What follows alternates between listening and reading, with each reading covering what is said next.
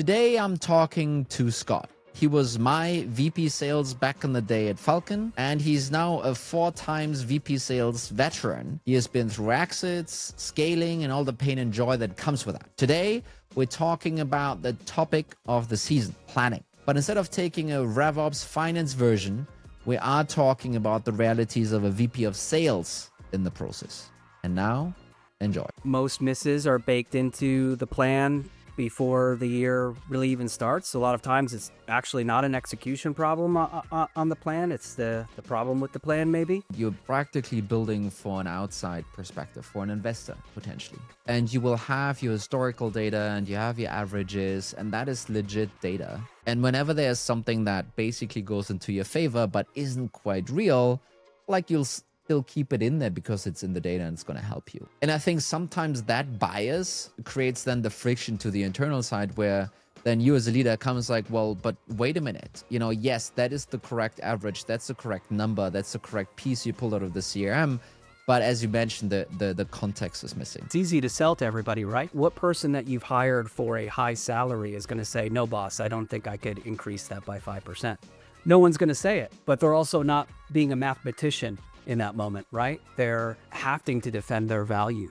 So today I have Scott here with me. Scott has been VP of sales 4 times, been selling to SMBs, mid-market enterprise. I think you did folks from Series A to C to public, the whole shebang basically. But I think what's way more interesting to kick us off, Scott, how did you meet me? What was your impression back then when that happened? Hey, Tony, good to see you. Yeah, I remember it kind of vividly. You could correct me here if I got this right. I flew from Austin to NYC. You were in Williamsburg, the WeWork there on 4th or whatever. And yep. It was like, had to have been a 90, 100 degree day, something like this. And I get into the office, I'm wearing my, blazer, tech professional, right? And I'm wearing the blazer, I'm wearing the shirt, and you said you want to do a walk. And I said, fantastic, let's do a walk, right? Of course, who am I to disagree? And I looked down, and you're wearing some really nice, like bright Nikes and some shorts that I think had lobsters on them. Yeah, and I was well outfitted to go for a walk. You weren't, and it was really difficult for me to figure out at some point, was it my questions that made you sweat profusely, or was it the sun at that point? Very difficult questions, but also it was like a 2-hour interview, I think. So. Yeah. Remember that. I mean, it worked out in the end. I did hire I was super happy. There was some foreshadowing there. I say, then I'm working for you. And then I started to connect the dots like a couple months later. And I'm like, this is all making sense. This is all coming together here. I also remember we were driving back from like a team retreat, the bears and the bees, if you remember that. And I think everyone was completely hungover and like basically out of it. And you were driving and I was sitting next to you. And I think for 3 or 4 hours, I grilled you on some other stuff too. I still remember that, how we basically kind of arrived back in NYC from the Catskills, I guess. I think we were. Yeah. And you were basically completely drained, both hungover. You've driven for 4 hours and I grilled you for 4 hours. There was some foreshadowing. That might have been the drive where you previewed the revenue plan for the next year. Maybe you waited. You waited till I was worn down. There was no visuals.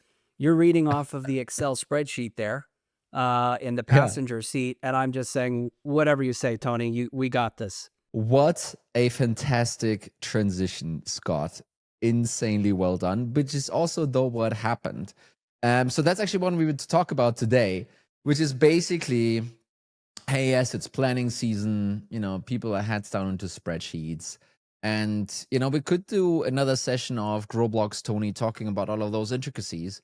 But instead, we said, like, skip that and talk a little bit more about, the reality piece that usually is being neglected when you build your new plan for the next year, right? Right. And I think in this approach, we're going to go through some of the issues that you and I've, run into. I think you can draw from a wealth of experience of things that went really well, things that didn't go so well, And then we're going to go into, well, how should you solve that, right? And really, this episode is intended for some of you to,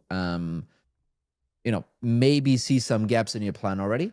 Forgot about that. But also, because usually these problems and these solutions, you won't find them in the Excel spreadsheet. You find them somewhere else.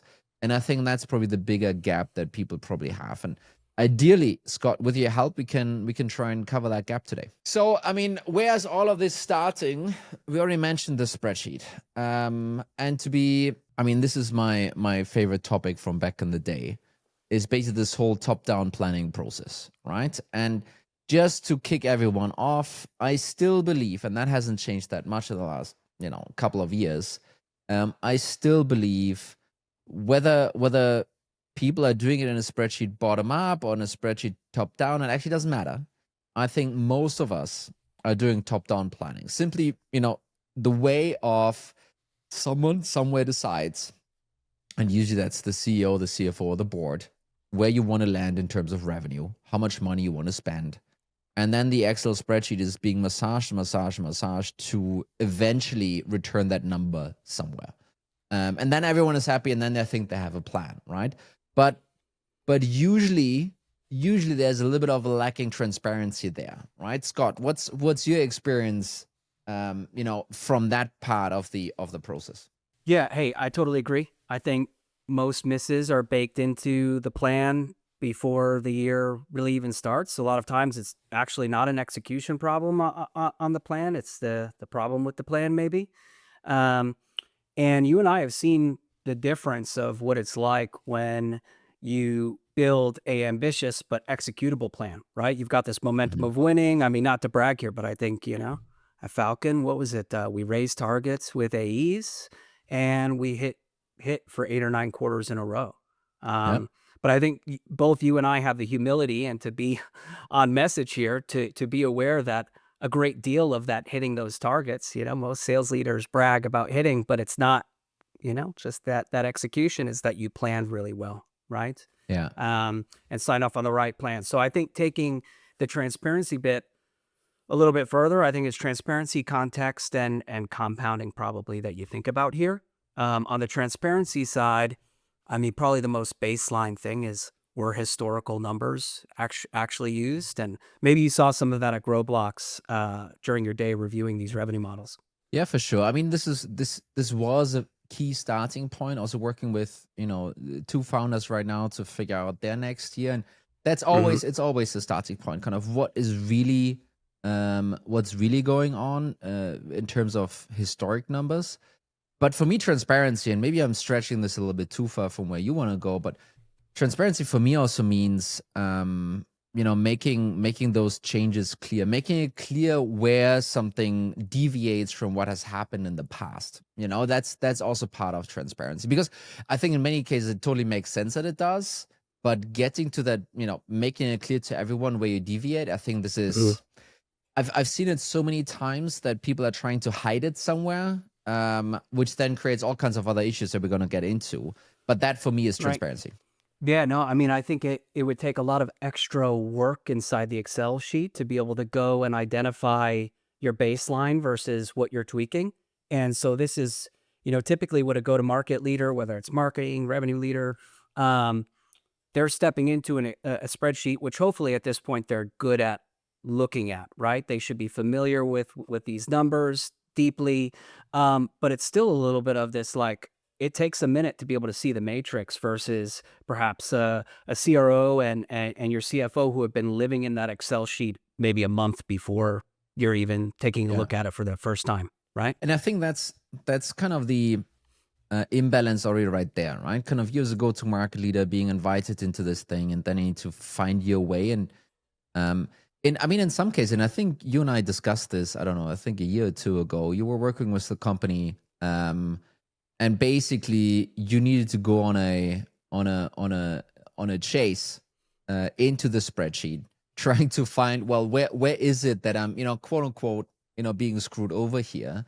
I mean, isn't that the fact sometimes, right? That, that those two parts of the equation don't really fit together in terms of transparency? For our listeners, that was not my quote that I was being screwed over, just to clarify. Yeah, I think, well, hey, especially if you have a new leader entering an organization, you have to treat this with extra care because Yeah. everybody wants to believe that their leader is building a plan with the spirit of wanting you to be successful. You're hired to execute on things that you've done really well in the past, but if you have to track things down or almost like reverse interrogate, like explain to me where these numbers came from, to double click. I mean, how many times have we RevOps are amazing, would be nowhere without them, but we see errors in data all the time, right? Where we forget a filter, we forget a context switch, you know? So I think that leads to, you know, the ability to go in and as a leader, point out any of the context that has changed. So, you know, once we believe that there's historical numbers that are accurate, the next step is, well, are those numbers from last year appropriate to use in the context of the phase we're going into next year, right?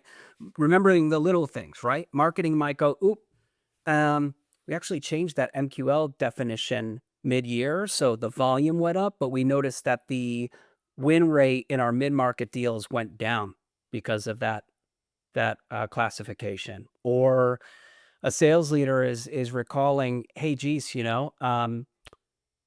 that win rate was predicated off of a top rep that was 300%. We're going from a team of 3 and we're going to go up to a team of 10.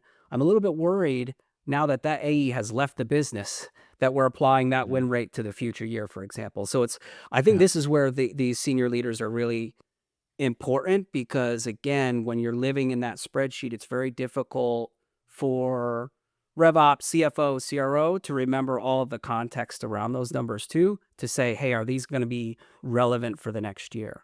And by the way, they're not making excuses in any way. Like, we'll probably get into that, but it's making sure that they're pressure tested. And I think, and this is a little bit of a side tangent that I've just kind of seen myself now, and I just want to bring it to the forefront for people that are working on this problem. Um, there's one side when you build the plan that you're practically building for an outside perspective, for an investor potentially, right? And you will have your historical data and you have your averages, and that is legit data. And whenever there's something that basically goes into your favor but isn't quite real, like you'll still keep it in there because it's in the data and it's going to help you, right? And I think sometimes that bias creates then the friction to the internal side where then you as a leader comes like, well, but wait a minute, yes, that is the correct average. That's the correct number. That's the correct piece you pulled out of the CRM. But as you mentioned, the context is missing. And maybe to lead us to our kind of the next piece that you mentioned already here, these things seem small and people sometimes think like, well, who cares? But all of these things can compound, right? Kind of how do you see that, Scott? Yeah, I mean, geez, when you think across, marketing, the talent team, and sales performance metrics, all the different bets that you're playing, seven areas times 10% each, that's a 100% improvement from a previous year. So it could compound really quickly. And I think if teams took inventory of how many bets, you mentioned just tweaking all the bottoms up numbers slightly, at the end of it to hit that top line number.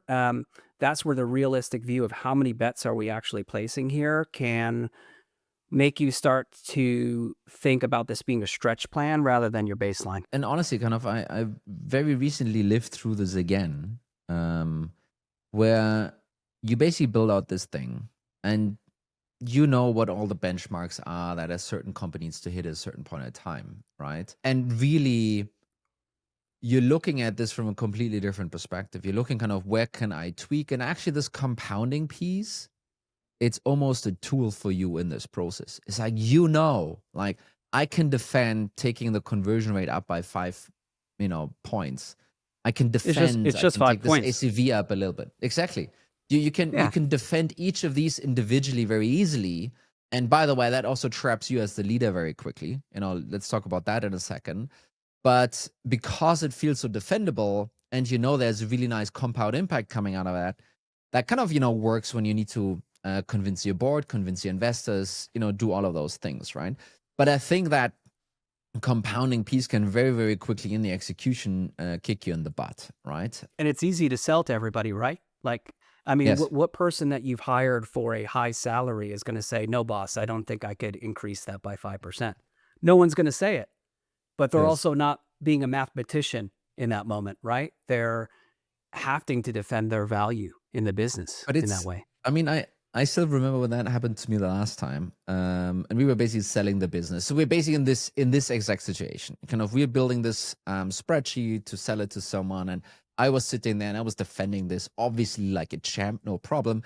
But on the backside of those meetings, I was always, because I also knew I would need to execute this thing, right? And we were exiting the business, not to the VC. So you can't just the next day come and say, oh, you know what, new budget. Sorry, we changed our mind. No, you're beholden to those numbers. Mhm. And I basically, after all of those meetings, I went to my CEO and was like, hey, this is I don't think it's going to happen. It's really difficult.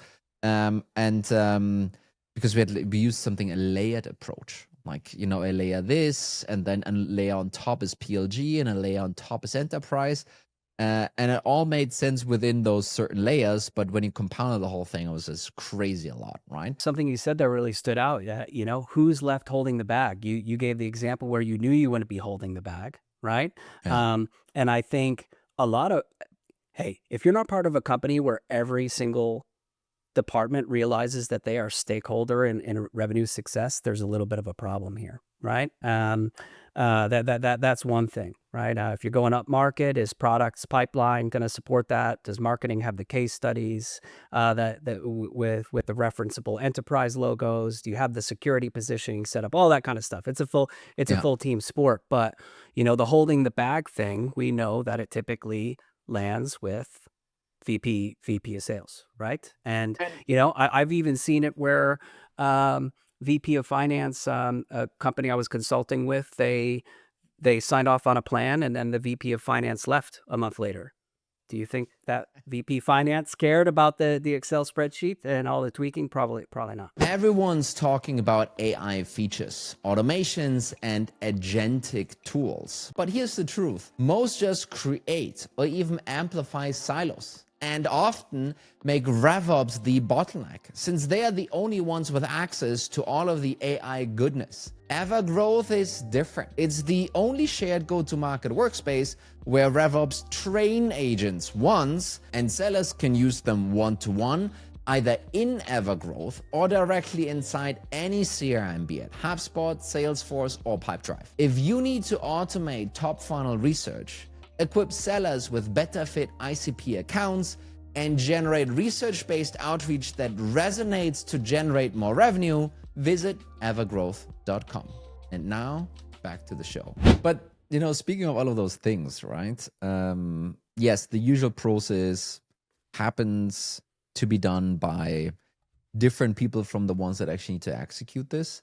So what's been your main default situation? Kind of, when do you get pulled into a plan? How do those dynamics work out? Tell us a little bit more about that. Yeah, I mean, it'd be interesting to see what you've experienced in the past or looked at as well, aside from kind of the Falcon scenario that we shared together. But often what I see and hear is that your go-to-market leadership, they're brought in pretty last minute. Like, the plan's mostly baked at that point, and that might start off the dynamic on kind of a bad foot. It kind of can, if you're a CFO and you've already been in that sheet for a meeting a week for the past 2 months, and you've already kind of lofted it to the board as, I think we've got a plan, and then in the spirit of collaboration, you bring in your go-to-market executives, right? And I say the spirit of collaboration because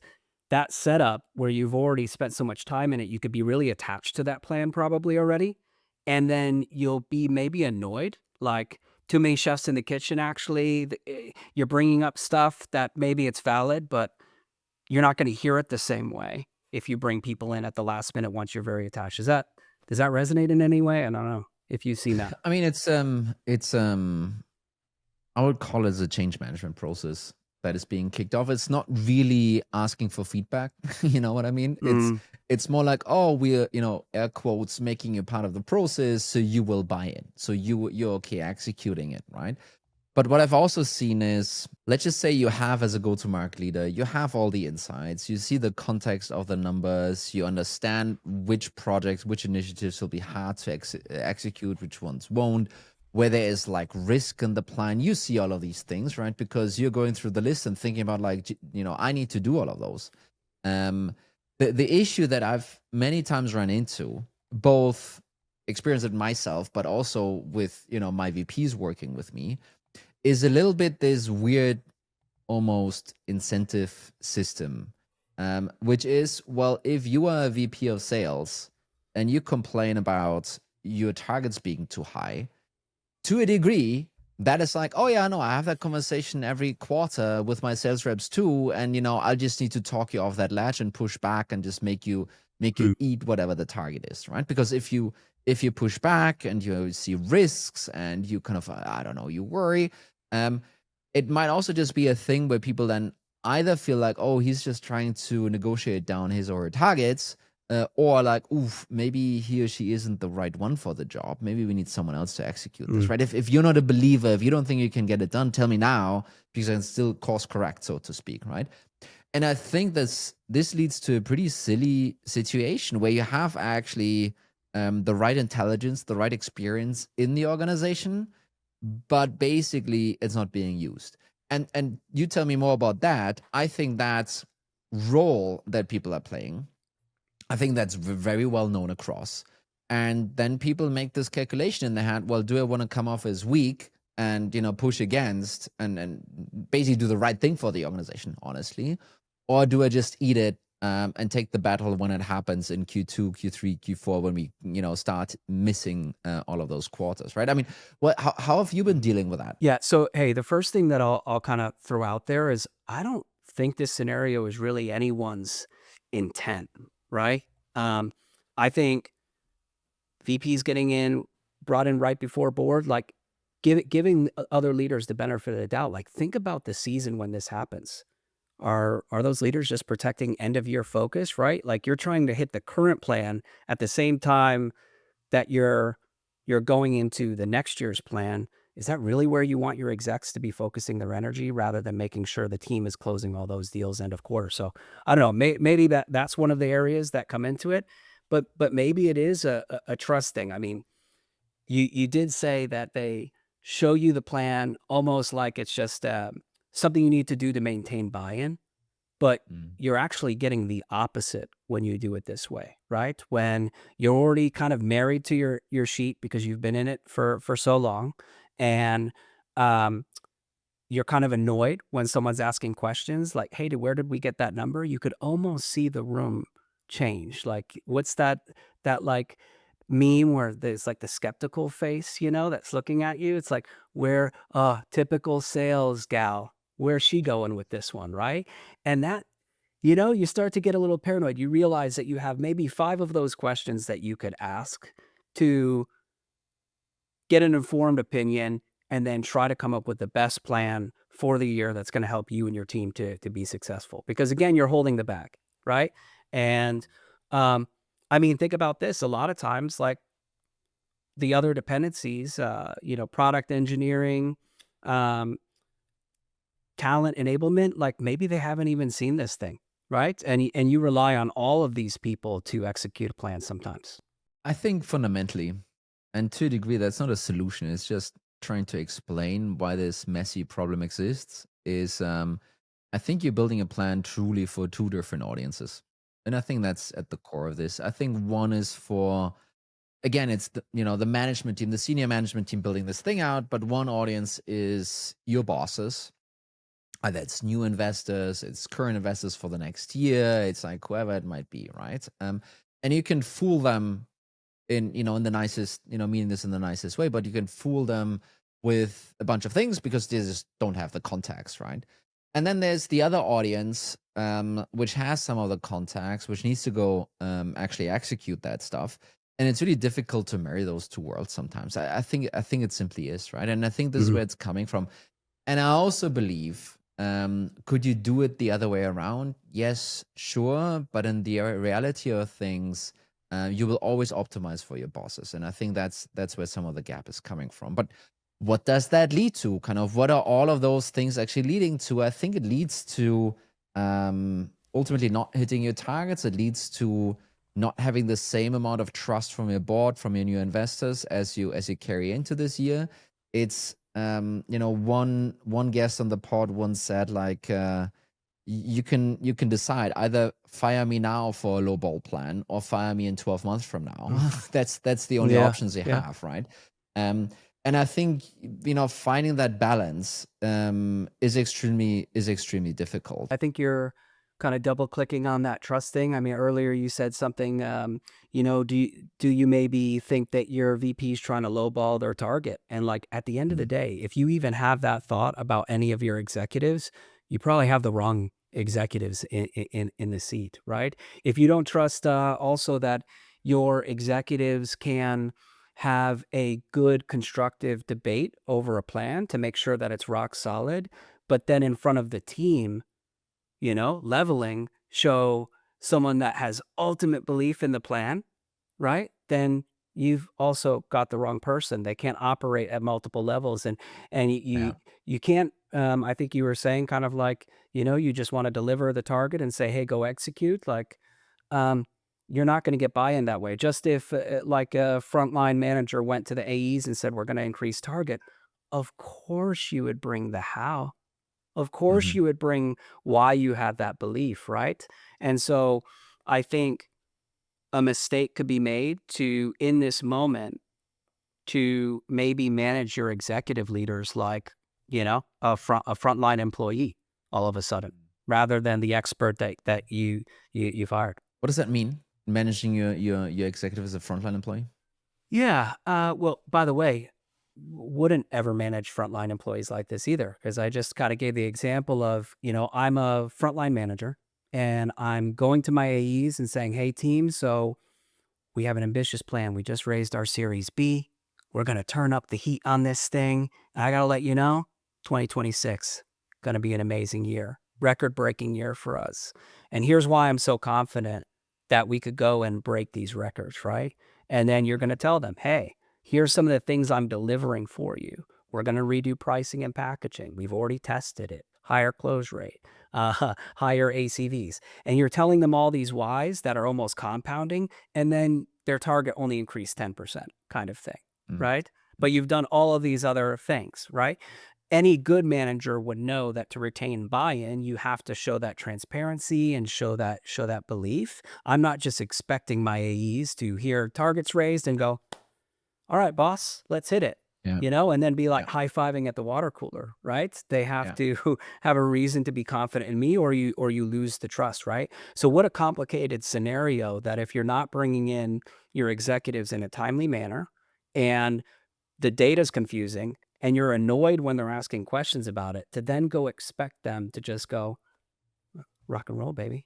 We got this thing, No, right? And then to uphold that belief in front of the team, you're not equipping your leaders with the how and the confidence. So I think that's where things break. But once you have the trust, okay, that you can bring your executives in, and let's actually just talk about this plan. Let's set up something where we could win and look fantastic.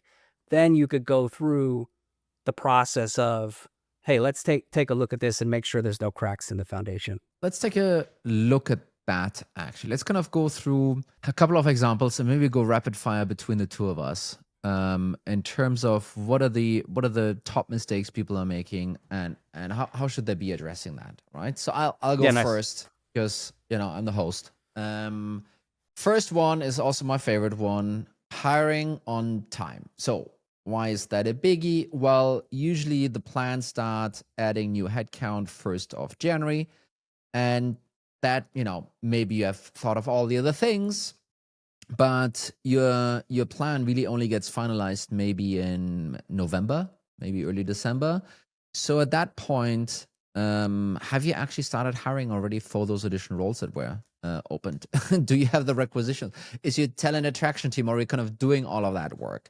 And the answer usually is no.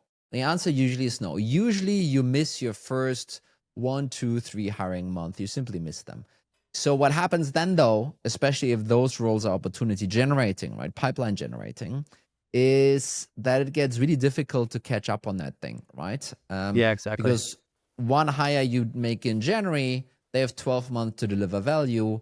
If you then only make the replacement hire, so to speak, or the backfill hire in February or March, they have less time to deliver the same amount of pipeline.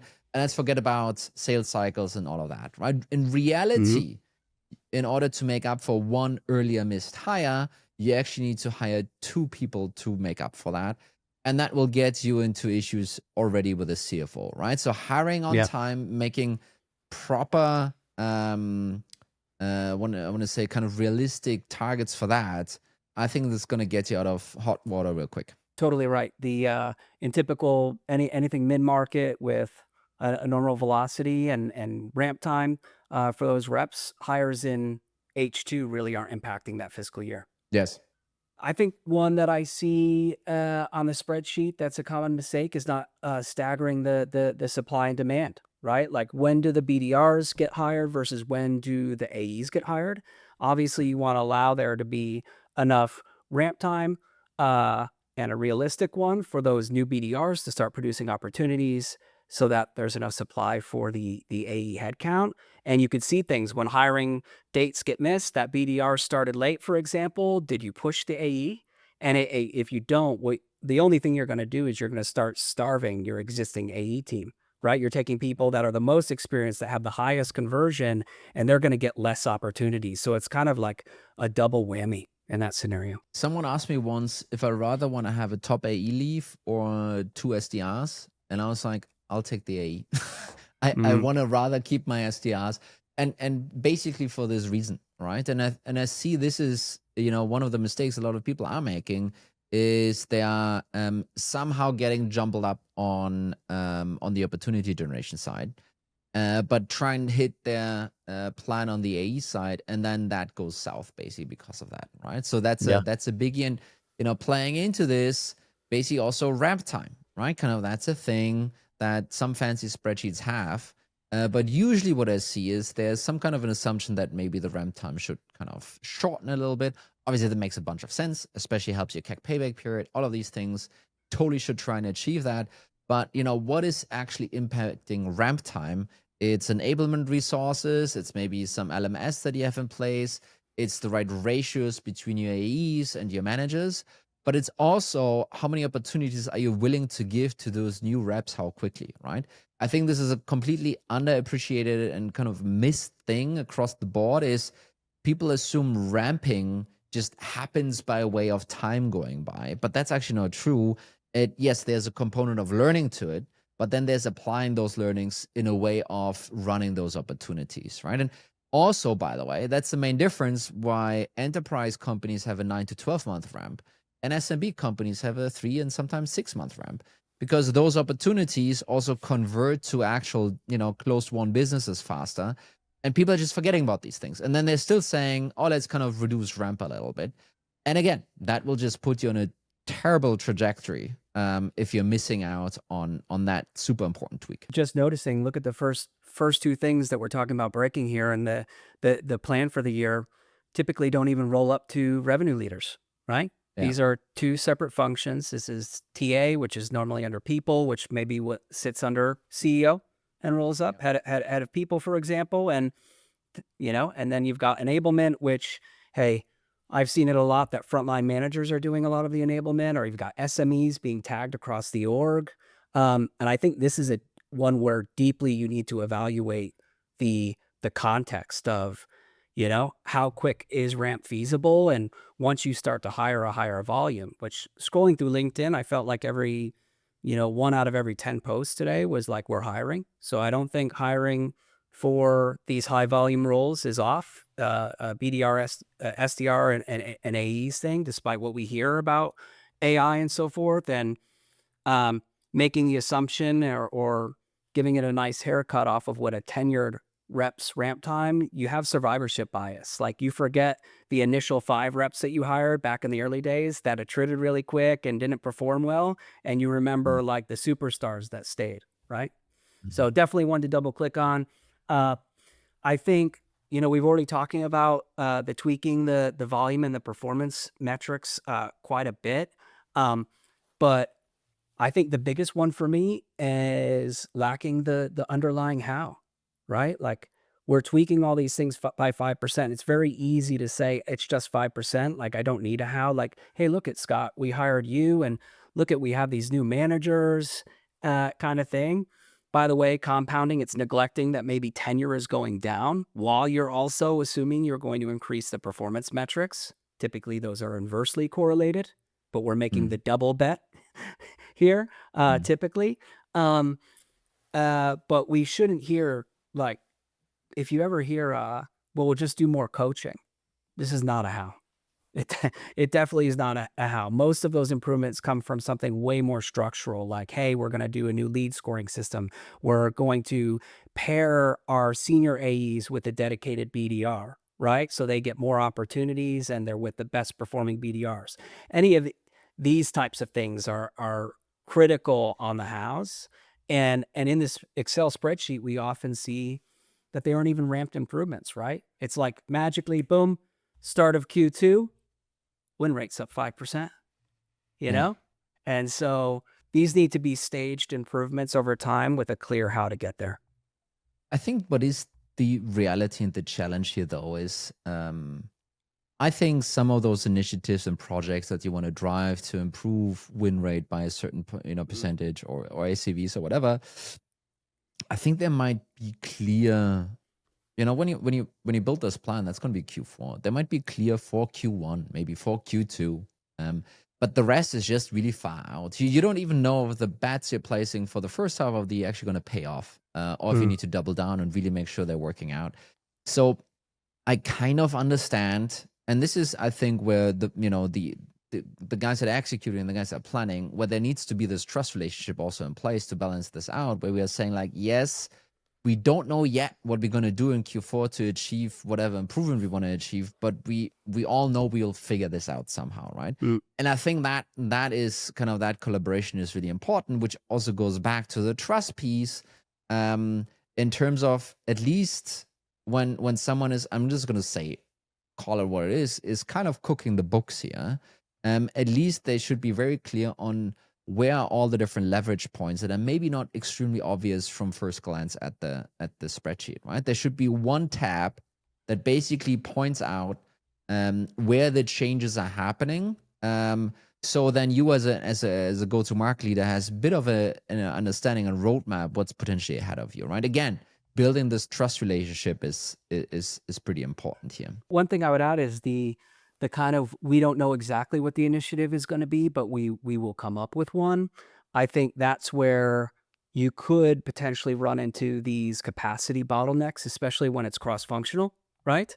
That you have the best intent, but then everybody else is operating in silos. Like product and engineering has their own roadmap and their whys, and we forget that we're going to need, something, a new enterprise feature, right? Specifically to get that ACV up, and we're going to do segmentation of the team, which doesn't exist. And maybe that kind of runs into the next one, like thinking Yeah. a little bit holistically about I the think cross-functional requirements, right? I want to take the capacity piece even one step further. And this is why I really never liked to put a bunch of changes, especially on top of the sales team, even though that's a great lever to pull, but it's dangerous. Because really, realistically thinking, who in the team is actually going to execute those projects? Let's just be serious about that, right? Kind of, as a VP of sales, you're going to be busy with hiring. You're going to be busy with running the forecast, team, coaching, closing deals. You already have a pretty packed schedule, just maintaining what you're currently doing. And then saying, hey, and now you're also going to run a project to figure out how to add another 5 points to the conversion rate. Who's going to do that and when, right? Kind of also think in terms of capacity with like, who can actually execute this. And my belief is usually sales ops can't, or rev ops can't. It needs to be the VP, it needs to be leadership to kind of actually do it. And then just be serious. Like usually, sales guys are really kind of deep into what they're currently doing already. So adding projects is kind of, it's not alien, but it's not the core modus of operating, I feel. And then kind of really understanding, well, do they even have time to execute these things, right? Kind of Yeah. really think about that really hard. Well, if you were really going to do it right, you'd create all the projects before the rapid scale. Because once you're looking to increase headcount by X, you are spending 30% of your time in interviews, where normally you'd be spending that time with the team on performance, right? Your frontline managers are eating lunch with their camera off doing an interview because it's the only time that they could eat in the day, right? So you're really, again, an example of compounding things. You're adding initiatives at the same time you're losing the regular time that you'd be focused on performance while you're scaling headcount. You're doing onboarding yourself. You're running trainings the first week of every month with that new hire class. So I think, I saw it work really well. We had our friend Deb back at Falcon, and she was like the capacity police, where she would argue with you to say you're overcommitting, and what a blessing, Thanks, Deb. It was great because, of course, shout out to Deb. In that room, you're going, when you're with all the executives, you're coming with the plan. Everybody gets the endorphins going. You're at the offsite, right? And you're like, yeah, no, I got that project, all good, right? And then reality hits later. You said one thing a couple of sentences back, which is basically like, hey, do we have this enterprise feature ready, for example, right? And that's a great lead into, usually folks try and add some kind of a new thing to the plan, like a new segment, new motion, new industry or whatever it might be. And the obvious problem with this is that there's just no historical baseline. So everyone is guessing on where the starting point should be, which is totally fair. That's just the reality of doing those things. But that can also usually lead you astray really quickly, put you behind. We talked about layers. That would be a layer you maybe look at separately, but suddenly that layer evaporates completely. You need to kind of catch up from other ways. But also it creates all kinds of different requirements in order to, those requirements don't guarantee that you will achieve the target, but they're still there in order for you to even have a shot, right? You maybe need to change the profile of your AEs. Maybe you need to have those enterprise features. Maybe you need to have security and privacy features. Maybe you need to have all kinds of other things that you kind of need to add to this thing, which may or may not happen, right? And even though you as a go-to-market leader do the execution completely well and completely correctly, you still might not have all what's required in order to actually get there, right? Again, something that just let's just say, it's not terrible, it's not a bad thing, but it certainly adds risk to the plan that I think you can sell very easily to the board and say like, hey, look, we have less data, we did this research, we could totally nail the segment, but then in the execution a bunch of things sometimes get forgotten, right? And I think that's a typical one, adding something that hasn't been there before. Yeah. A couple of hand raiser enterprise logos come in that they had such a identified need through themselves that they neglected to exhibit the typical enterprise buying requirements, right? They didn't care about security. You didn't need the engineering team to help with the RFP kind of thing. And then you just assume that it's going to scale that way, and that would be a mistake. This is a common one that I've seen, certainly like helping early founders with their plans as well recently. And it breaks you. You really can't make up for it, like missing buffers, right? And it sounds super obvious, like maybe this is an obvious one, but the ideal is to build a plan that's significantly over the board plan, even with the buffer, right? Like you could sleep at night with this type of thing. Again, you also have the hows of how you think that's actually like 90% achievable. Yeah, and if you fall 10% short, you're still over the board plan type of scenario. But yeah, curious to hear your thoughts on that one. So the buffer thing is really difficult. I think there's a practical thing to it. If you think about it, as you go down the hierarchy, very top level, someone will own the net new revenue number, and that's probably going to be at least the CEO. In some cases, which was the case with me, also was carried by me as a CRO.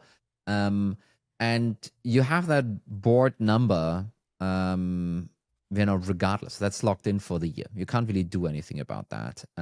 But then, having this go all the way down, let's just say to your SDRs or SDR leadership or A leadership, that doesn't really work either, because there are operational realities that make it impossible for them to hit that target. Let's just say AE quit, or, you couldn't find those hires. You can't give those, frontline leaders the same target as they should have according to the plan, right? It just doesn't work. So at some point in the pyramid, you will need to meet. When you do, using buffers in order to de-risk, to a certain degree, especially for yourself. So this was in my case, extremely, extremely useful, right? The other way to think about buffers is also, well, you have all of those initiatives, all of those things you want to improve and achieve, and each of them carry quite some risk with them, actually. And I think a really helpful way to think about this, whether that's board or the operational plan, which is kind of an audience thing, to think about it more in a, risk level plan, right? And I think the stretch version, the riskiest version with most of the compounding impacts and most of the improvements, maybe that's what should guide your operational execution, but the one with fewer risky adjustments, where a lot of the things that you're doing are kind of the same as they have been last year, that ideally should be your board plan, because you don't really want to lose the trust of those guys. And obviously then there's the reality of like, does that work out? Do you have to pull a rabbit out of your hat this year in order to even, be a viable company? And then obviously you're kind of back against the wall. But otherwise, I think what I just said is probably the guidance for most of you out there. I think probably the last one that we see often, again, this is thinking about context for the next year, right? But it's more like context for what is the unknown. What can't you plan for? And a lot of companies, they miss the attrition thing, right? Again, they assume like, oh, well, hey, RAEs, the average tenure is 2 years. They're going to assume that that's what it's going to be for every additional hire.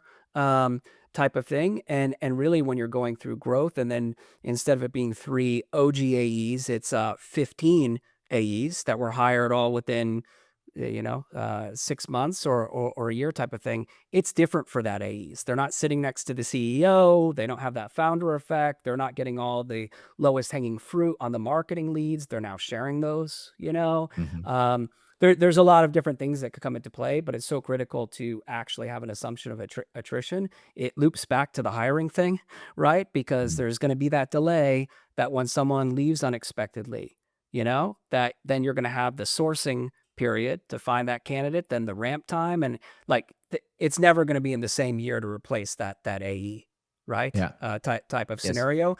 But I mean, there's unforced problems, right? Like, are you not planning for promos, right? Of course, you should have promo paths and things like this built into your plan for performers, or even expecting the unexpected. Someone goes on medical leave. They're enjoying time with their new child, right? A top performer has a child. Like, they should be able to enjoy that, and your entire plan shouldn't be hinging on hope that no one has a child, right? This would be ridiculous.